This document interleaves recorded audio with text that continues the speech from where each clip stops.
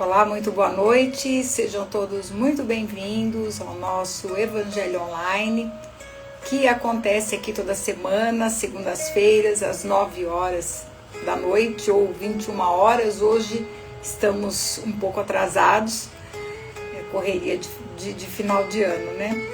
Mas a gente procura estar aqui toda semana para trazer um tema desafiante, né, do Evangelho, para que a gente possa refletir sobre esse tema que tem a ver com as nossas emoções, com os nossos pensamentos e com os nossos desafios diários. E como hoje é uma segunda-feira especial, porque é a véspera, já é a semana do Natal, né?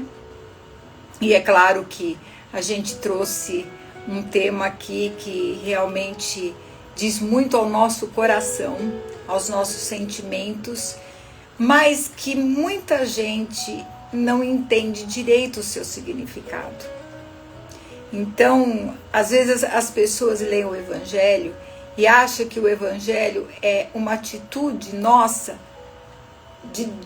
para fora do mundo, quando na realidade o Evangelho ele é um código, digamos assim, de valores que nós devemos interiorizar. Então, a prática do Evangelho faz com que, tudo bem, as pessoas à nossa volta possam se beneficiar, mas os maiores beneficiados somos sempre nós. Então, vamos iniciar, né? Agradecendo a Deus nosso Pai, agradecendo ao nosso Mestre Jesus por essa oportunidade, pedindo ao nosso Mestre que esteja no meio de nós. E o tema que eu trouxe hoje fala sobre as bem-aventuranças, né? Foi o Sermão do Monte, que foi tão importante, tão consolador, que traz muitas afirmações de muitas verdades que, infelizmente, nós não entendemos ainda na sua totalidade, na sua profundidade. E é por isso que eu trouxe assim em trechos, né, algumas dessas bem-aventuranças, para que a gente possa refletir sobre elas, como é que a gente aplica isso na nossa vida e o que ela causa em nós, né? Quais as transformações que elas propõem a nós.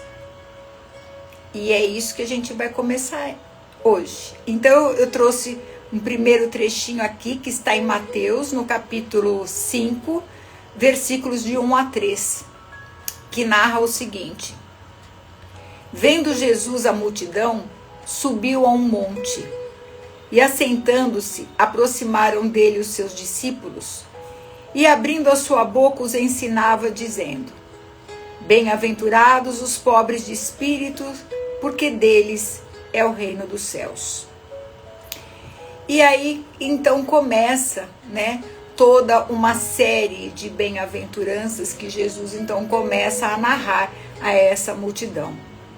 É uma chamada de consciência e é, ao mesmo tempo, um esclarecimento para nós, porque fala muito do sofrimento humano, a que todos nós, de alguma sorte, seja na existência atual ou em outras existências, atravessamos esses desafios e atravessamos hoje também, né?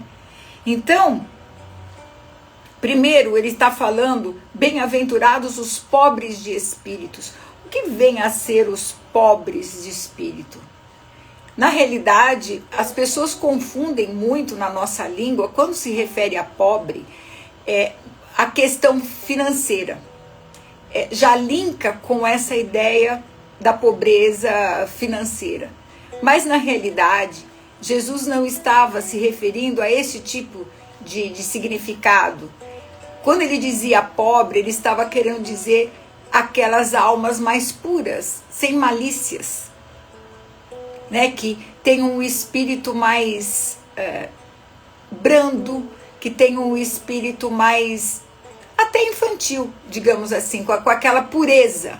Exatamente, a palavra é pureza. Então, já começa daí, porque a gente fala, pessoa pobre de espírito, mas está colocando o termo errado, numa condição totalmente errada. Ser pobre de espírito não é ser pobre no sentido como nós entendemos a pobreza, mas no sentido de simplicidade. Aí ele continua, né? Bem-aventurados os que choram, porque eles serão consolados. Ora, aqui cabe uma reflexão muito grande, né? Porque se nós choramos hoje e seremos consolados no futuro, fica uma coisa meio, parece uma questão meio masoquista. Quer dizer, eu preciso sofrer, eu preciso chorar para que eu alcance um grau de felicidade no futuro. É isso que às vezes a gente pensa. E muita gente fala que o evangelho é um compêndio de dor e sofrimento, e que Jesus faz apologia ao sofrimento. Já ouvi gente falando isso, e não é verdade.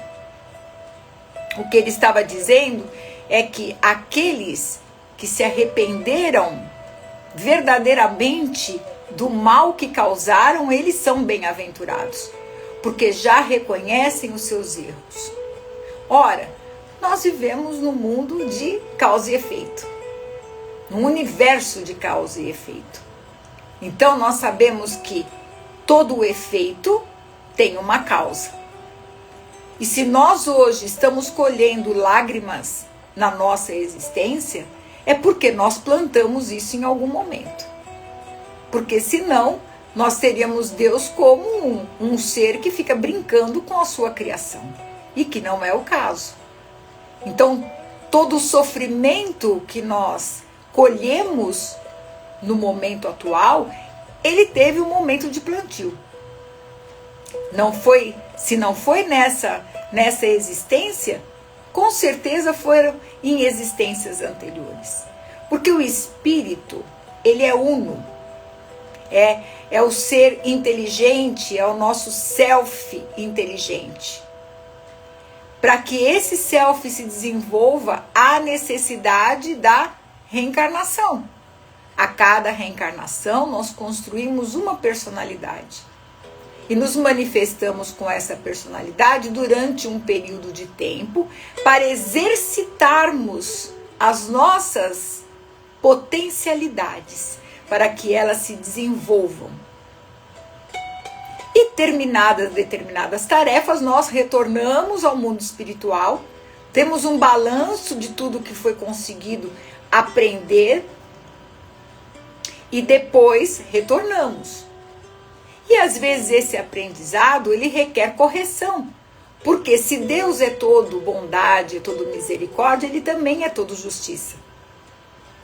E a correção não é uma vingança ou um castigo de Deus, não.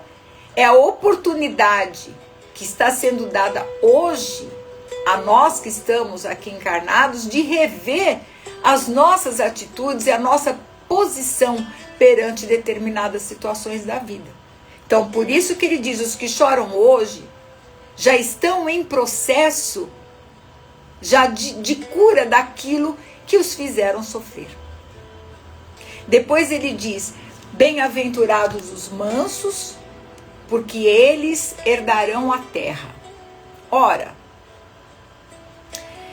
aqui a gente está falando já até de uma certa forma de evolução planetária, porque se a gente encarna e desencarna várias vezes no planeta, para que a gente trabalha? Para que esse planeta também evolua, que seja um lugar bom, para que a gente possa fazer o nosso aprendizado. Então, o que ele fala que essa terra que nos serve de berço, que ela fique cada vez melhor para que a gente possa retornar. Que a gente vá construindo, à medida em que nós vamos nos transformando, vamos construindo um mundo melhor. Depois ele diz, bem-aventurados os que têm fome e sede de justiça, porque eles serão fartos. E aqui a gente fala que a justiça, ela diz respeito Não somente, aqui a gente não está falando da justiça civil, né, dos nossos códigos de ética civil, porque isso a própria terra, a própria sociedade, as próprias leis é que regulam. Mas aqui está se falando da justiça moral. Então, nenhum mal que nós fazemos aos outros ou que recebemos de alguém fica sem correção. Justiça é isso, é correção, não é castigo. É que na terra ainda, né, a nossa lei civil, ela coloca aquele que erra em castigo, mas na realidade o certo seria colocar em reabilitação. Por quê? É uma pessoa que precisa de ser reabilitada. E nós encarnamos justamente para que a gente possa se reabilitar dos erros que cometemos. Então, nada daquilo que a gente faz para o outro vai passar pelo crivo da lei de causa e efeito.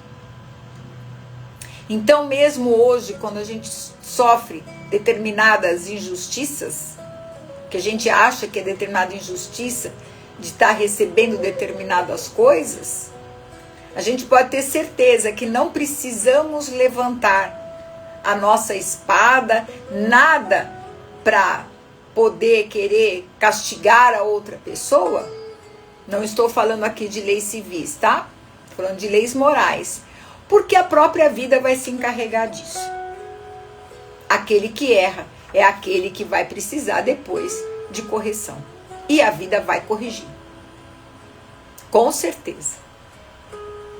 Depois ele diz: bem-aventurados os misericordiosos, porque eles alcançarão a misericórdia. Porque nós precisamos entender o que é misericórdia e vivê-la. Porque se nós não temos tolerância para com os nossos irmãos de humanidade e para conosco mesmo, como é que nós vamos alcançar a misericórdia? Como eu disse, a justiça divina, ela não falha, porque ela é corretiva. Mas ela é carregada de misericórdia. Nem sempre os nossos erros a gente revê em seguida. Algumas coisas a gente faz aqui, às vezes nessa própria encarnação a gente já colhe o fruto. Mas tem coisas que a gente vai resgatar isso futuramente. Aí as pessoas falam assim: mas aí a pessoa me fez um mal hoje, ela não vai ser corrigida agora? E vai saber, aí depois eu não vou lembrar mais. Mas eu pergunto, precisa lembrar? E às vezes a pessoa retorna nos nossos próprios meios familiares. E às vezes você recebe esse espírito com tanto amor que vai ser difícil até ver ele se corrigir.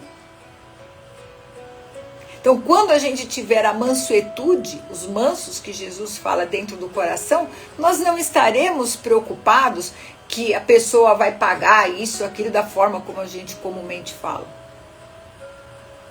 Porque Jesus ensina aqui nas bem-aventuranças que o nosso olhar deve estar voltado para dentro de nós e não para fora. Essas bem-aventuranças diz respeito a nós como indivíduos. Quando nós nos tornamos mais mansos, mais pacíficos, quando mais misericordiosos, isso está fazendo o quê? Com que nós progridamos moralmente. São potencialidades que estão sendo desenvolvidas dentro de nós através dessas experiências. Então o foco sempre está em nós. O que o outro está fazendo, ele faz aquilo que consegue.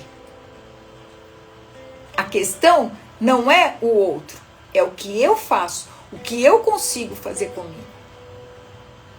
Então, o nosso foco em todas essas lições, tudo isso está sendo direcionado para nós, para dentro de nós, para o nosso comportamento. A nossa mudança de comportamento. e de visão diante da vida. Porque se a gente não amplia essa visão, nós vamos viver sempre nos tormentos da vingança, nos tormentos da impaciência, nos tormentos da violência que nós vivemos hoje. E não adianta dizer que são as coisas, são os governantes que são responsáveis por esse estado de coisas. Não é bem assim, não. Porque nós, dentro do nosso cadinho, do nosso dia a dia, da nossa individualidade, nós temos total domínio daquilo que nós queremos ou não ser. Independente de qualquer governo da Terra. É uma decisão individual. Nós temos essa capacidade de escolha justamente porque Deus nos deu essa ferramenta, que é o arbítrio, que é o livre-arbítrio de nós escolhermos os caminhos que queremos seguir. Depois Jesus ainda continua. Bem-aventurados os limpos de coração, porque eles verão a Deus. Porque para sentir Deus, porque ver com os olhos físicos a gente não vê, Deus a gente sente, a gente não vê com os olhos físicos. E para sentir Deus é quando nós limpamos o nosso coração de toda mazela. Quando nós aprendemos a perdoar os outros e a nos perdoar também. E limpar todos esses sentimentos, rancores, mágoas de dentro de nós. Que a gente possa ter um entendimento da vida, limpar os nossos sentimentos e aí sim nós vamos conseguir sentir a presença desse amor que está dentro de nós, lá amassadinho, lá no fundo. Mas para isso, nós precisamos, mais uma vez, voltar os nossos olhares para dentro de nós. Depois ele continua, bem-aventurados os pacificadores, porque eles serão chamados filhos de Deus. Porque tudo que é resolvido na violência, tudo que tenta se resolver batendo a porta, vai ter uma consequência. Então, quando a gente quer colocar fim a um determinado sofrimento ou uma determinada situação, a gente tem que fazer isso de forma pacífica. Porque senão, a roda de Sansara vai fazer com que isso volte de novo. E enquanto a gente não der o final adequado, nós vamos ficar repetindo experiências. Depois ele diz, bem-aventurados os que sofrem perseguição por causa da justiça, porque deles será o reino dos céus. Ora, a justiça diz respeito ao que é correto, ao respeito dos nossos valores e a respeito dos valores do nosso próximo. E aonde que está o reino dos céus que Jesus se referia a todo momento no Evangelho? Ele nunca disse que o reino dos céus estava fora. Ele sempre se referia que o reino de Deus, dos céus, estava dentro de nós. Então, para que a gente tenha tranquilidade na nossa alma, a gente vai primar pela justiça, mesmo que para isso nós sejamos perseguidos. Por quê? Porque às vezes quando a gente está praticando bem ou fazendo bem, sempre alguma maldade procura vir ao nosso encalço para destruir um trabalho ou para nos tirar daquele caminho.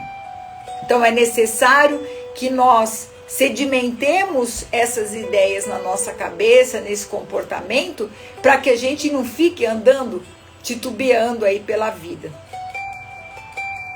Depois ele ainda diz, bem-aventurados sois, quando por minha causa vos injuriarem e vos perseguirem, e mentindo, disserem todo mal contra vós. Bom, aqui Jesus já antevia a perseguição que os cristãos iriam sofrer. E sofrem até hoje. Na realidade, a gente vê que muita gente ainda renega essas verdades imorredoras do Evangelho. A gente vê pelo próprio evangelho que nós fazemos aqui. É um assunto que deveria ter assim milhões de pessoas aqui procurando entender, saber, compreender, e no entanto não é isso que acontece. As pessoas estão preocupadas somente com assuntos que dizem respeito à vida aqui na Terra, ou seja, ganhar dinheiro, relacionamento e só isso. Quando se trata de evangelho, da palavra de Jesus, procurando nos chamar à realidade da vida, quando se trata muitas vezes até de lições que a gente procura passar no que diz respeito a colocar o evangelho, esses valores na nossa vida, para que o nosso psicológico também melhore, isso também não chama atenção.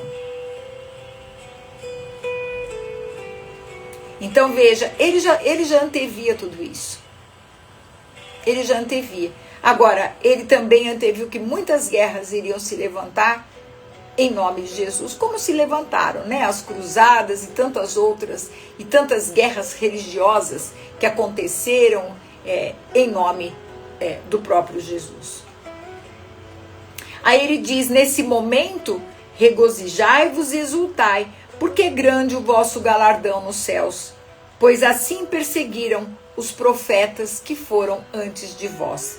E na realidade a gente vê que toda pessoa que vem para esse planeta, todo espírito que vem para esse planeta trazer algum conhecimento novo, geralmente é perseguido. Geralmente é perseguido e algumas vezes até eliminado. E a gente vê isso em todos os ramos, todos os segmentos da sociedade. Todos. Sejam cientistas, sejam, no caso, os profetas que trouxeram essas lições, sejam pessoas de questões políticas, todos aqueles que procuram trazer inovações, ideias novas que vão servir para o coletivo, acabam sendo perseguidas. Até essa semana eu estava conversando com uma pessoa, falando a respeito, inclusive, o próprio Carl Jung, quando foi escrever o livro dele e veio com aquela terminologia já do self, né, de uma coisa mais superior, mais além, né, do que só o consciente, inconsciente, subconsciente do Freud, ele teve que trazer esse conhecimento em 5 livros, de uma forma velada, porque se ele vem e traz um conhecimento que vai chocar a sociedade, e chocaria a sociedade da época, ele seria perseguido. O próprio Livro dos Espíritos, em 1865, 66, que foi quando ele foi publicado e foi lançado, foi queimado em praça pública, na França. Por quê? Porque trazia ideias, traziam pensamentos de libertação da alma humana. E foi considerado isso como subversivo. O próprio Jesus é o exemplo vivo disso. Porque trouxe ideias, porque falou de amor, porque falou de fraternidade, porque falou de igualdade. Porque não distinguiu os espíritos, as pessoas por classe social. Porque aceitava a todos como filhos de Deus. E o que fizeram com ele? E isso não mudou. Ainda hoje a gente tem exemplos aí, se a gente for voltar na história, temos mais recentemente a história do próprio Nelson Mandela, de Gandhi, de tantos outros. E é sempre assim. É sempre esse desafio, né? A humanidade na resistência de aceitar o novo, de aceitar o progresso. Infelizmente, como dizem os espíritos, nós evoluímos muito no que diz respeito à tecnologia, mas moralmente a gente ainda continua muito atrasado. Poderíamos estar já melhores, pelo tempo que o Evangelho já foi disseminado na Terra. E as lições do Evangelho não estão só nas lições de Jesus, mas se vocês pegarem em outras culturas, como a indiana, como na própria China milenar, a gente vai encontrar filosofias que estão perfeitamente de acordo com os ensinamentos de Jesus. E mesmo assim, nós moralmente andamos a passos de tartaruga. Por isso que vira e mexe, né, o plano espiritual precisa dar uma sacudida nas pessoas, nos espíritos que dormem, que não acordam para uma realidade maior, que se recusam a acreditar nisso. Nós estamos em 2025, entrando em 2026 anos pós o Evangelho, e ainda tem gente que ainda tem aquelas ideias tacanhas de religião lá de 1300 e pouco. Então veja, é muito triste a gente se aperceber disso.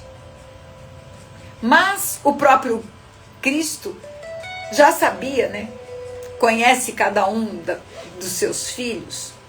E ele sabe que com o tempo, com o sofrimento, com a dor, cada um de nós vai retomar o caminho certo.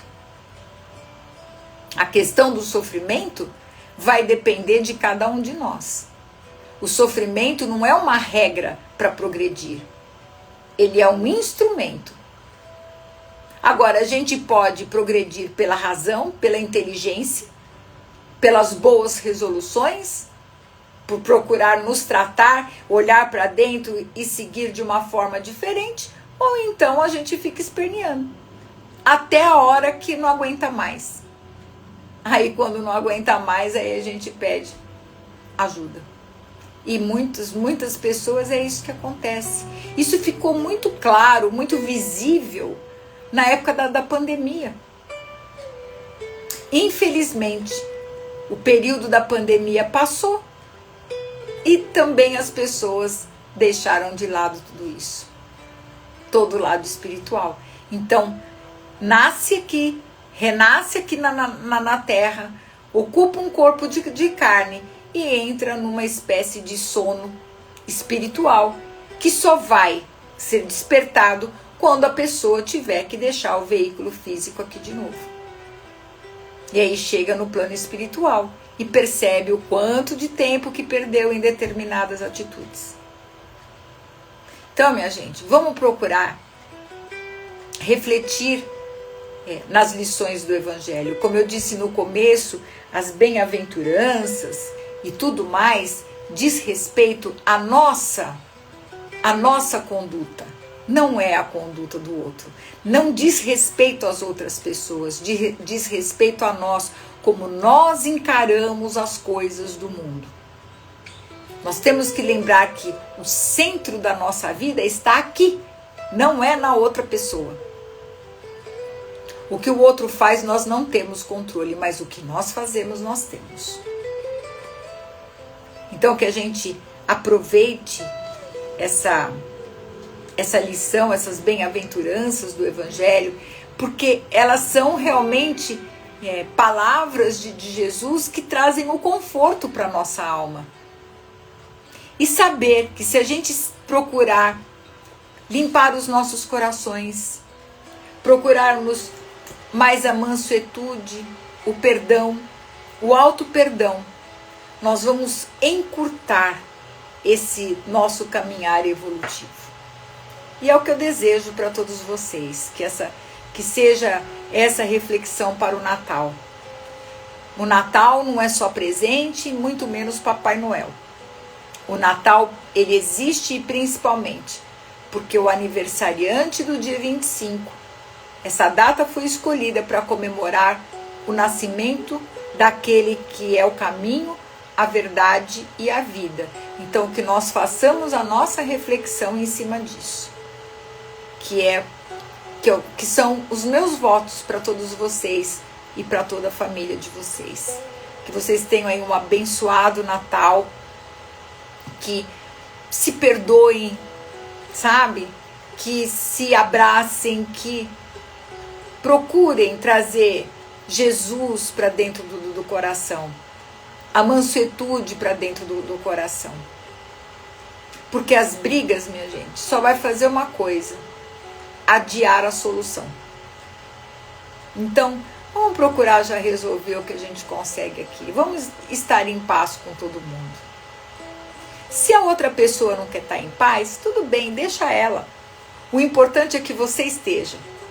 Como eu sempre falo aqui, perdão e compreensão não é uma coisa que a gente dá para o outro.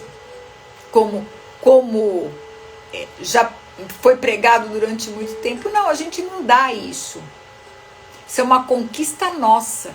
Quando nós conseguimos entender o outro e perdoar o outro, é a nossa conquista pessoal. É a hora que nós cortamos a nossa ligação com aquela situação ruim ou uma situação desequilibrada. Então, se a outra pessoa também corresponde, ótimo. Se não, ela vai ter o tempo dela para poder fazer o seu aprendizado. Nós que já procuramos ouvir, entender um pouquinho mais do Evangelho, vamos procurar focar aqui dentro de nós e trabalhar dentro de nós aquilo que precisa ser trabalhado. Tá bom? Então eu espero que vocês tenham um excelente Natal, que Jesus abençoe mais uma vez o lar de todos vocês aqui representados, os que estão aqui assistindo, meu muito obrigada pela presença, e aqueles que vão assistir depois também, que recebam, né, essas bênçãos do nosso Mestre dentro do lar de vocês. Isso é muito importante para nos manter sempre equilibrados, nos manter sempre ligados com o alto, porque essa é a nossa vida verdadeira. Então vamos fazer uma prece, né, pedindo ao nosso Mestre que nos envolva na égide, nos envolva, Senhor, na égide do Teu amor, porque assim nós poderemos ver a Deus. Nós temos a certeza de que és a verdade e que por ela e através dela aprenderemos a ser pacificadores, reconhecendo que todos somos filhos de Deus. Exultamos em aprender contigo a justiça verdadeira e pedimos as tuas bênçãos para todo o rebanho, no afã de que ele reconheça a herança que tem no seio da eternidade e no reino do teu amor. Dissestes muitas vezes aos teus fiéis representantes na terra que aqueles que perseverassem até o fim seriam salvos. Ajuda-nos a perseverar na tolerância, no perdão aos ofensores, a orarmos em favor dos caluniadores e sentirmos que somos uma peça na grande engrenagem universal e que a nossa felicidade depende do bem-estar de todos. Regozijamos por tudo, Mestre, e exultamos inspirados nos profetas, reconhecendo a tua soberania diante de nossos destinos e perante todos os mensageiros que visitam a terra. Mas acima de tudo, e em nome de Deus, Senhor, faça-se a tua vontade e não a nossa. Que assim seja. Graças a Deus e graças a Jesus, graças a todos vocês também. Muito obrigada pelo bom Natal, obrigada, Cláudio, obrigada a todos vocês que estão aí e que vão assistir esse Evangelho. E se você gostou, compartilhe com outras pessoas para que eles também recebam essas bem-aventuranças, né, nas suas vidas. Tá bom, minha gente? Um beijo para vocês, muito obrigada e até a próxima segunda-feira, às 21 horas, vou tentar não atrasar com o nosso Evangelho Online, tá bom? Um grande abraço a todos e um Feliz Natal.